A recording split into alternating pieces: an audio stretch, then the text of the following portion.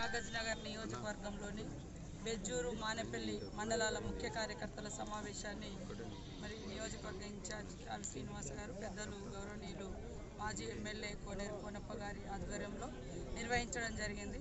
ప్రతి మండలంలో ఉన్నటువంటి కార్యకర్తలకు మరి కాంగ్రెస్ ప్రభుత్వంలో జరిగినటువంటి అనేక సంక్షేమ కార్యక్రమాలను వివరిస్తూ ఈరోజు ఈ బీజేపీ బీఆర్ఎస్ ప్రభుత్వంలో రైతులకు, మహిళలకు, గిరిజనులకు, దళితులకు, ఆదివాసీలకు, మైనార్టీలకు జరిగినటువంటి అట్టడుగు వర్గాలకు జరిగినటువంటి అన్యాయాన్ని వివరిస్తూ రేపు రాబోయే కాలంలో కూడా ఏ రకమైనటువంటి సంక్షేమ కార్యక్రమాలు మేము వివరించడం జరుగుతుంది. రోజు రోజుకు ఆత్రం సుగుణ గారి యొక్క అభ్యర్థిత్వం మీద, ఆమె మీద మంచి నమ్మకం, విశ్వాసంతో మరి ప్రజలందరూ కూడా ఓట్లేయడానికి సిద్ధంగా ఉన్నారు.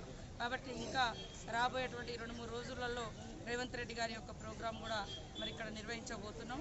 కాబట్టి ఇక్కడ ప్రజలందరికీ ఒకటే విజ్ఞప్తి చేస్తూ ఉన్నాం. 10 సంవత్సరాల బీజేపీ పాలనలో ఈ దేశ సంపదను మొత్తం కూడా దోస్తులకు దోచిపెట్టిండు. ప్రజల మీద ఇవాళ విపరీతమైనటువంటి జీఎస్టీ పేరుతోటి పన్నులేసి ఇలా పన్నుల యొక్క పరుగును నడిపించడం తప్ప ప్రజలకే మురగబెట్టలేదు. కాంగ్రెస్ కోటెత్తే ఏదో పుస్తకాలు గుంజుకోపోతారని చెప్తున్నా. అయ్యా నువ్వు వచ్చిన కాంచి కనీసం ఇసమెత్తు బంగారం కూడా కొనుక్కుందామంటే అందుబాటులో లేవు. ఉన్నటువంటి బంగారాన్ని కూడా తాకట్టు పెట్టుకొని తెగనమ్ముకొని ఇవాళ నువ్వు పెంచినటువంటి ధరల మూలంగా, జీఎస్టీల మూలంగా పెరిగినటువంటి బట్టలు, ప్రతి మానవుడు ఇవాళ ఒంటి మీద బట్టలు అవసరం. అలాంటి వాళ్ళ మీద కూడా మీరు జీఎస్టీలు వేసి ప్రజల మెడలో ఉన్నటువంటి పుస్తల తాళ్ళు తెగనమ్ముకొని బతికే స్థితికి మీరు తీసుకొచ్చారు. అదేవిధంగా మరి హరీష్ రావు మాట్లాడితే మరి రాజీనామాలు, పదవి దిగిపోండి అని. అయ్యా నీకు పదవి ఆకాంక్ష ఎంత ఉందో, పదవి కాంక్ష ఎంత ఉందో 2018లో మీ మామ కేసీఆర్ వెంట ఉండే నువ్వు పొడిచినటువంటి వెన్నుపోటు ఏక్నాథ్ షిండే అని గుర్తుకొస్తుంది. ఎందుకంటే అందుకని 2018 ఎన్నికలలో నువ్వు ఒక గుంపు పెట్టుకొని ఒక ఏక్నాథ్ షిండే కావాలని నువ్వు చాలా మందికి డబ్బులు ఇచ్చినావని మీ మామ మీ వాళ్ళే నీకు పదవి ఇవ్వకుండా చాలా రోజులు ఆపిర్రు అనేది కూడా ప్రజలు అనుకుంటున్నటువంటి విషయం, మీడియాలో కూడా వచ్చినటువంటి విషయం. కాబట్టి ఇవాళ కాంగ్రెస్ పార్టీకి చిత్తశుద్ధి ఉంది. ఇవాళ రుణమాఫీ అంటేనే ఈ దేశంలో care of address Congress, guarantee అంటేనే గ్యారంటీలకు గ్యారంటీ కాంగ్రెస్. 10 ఏళ్ల నుంచి మీరు రుణమాఫీ చేయలేదు కాబట్టి ప్రజలు మాకు పట్టం కట్టారు.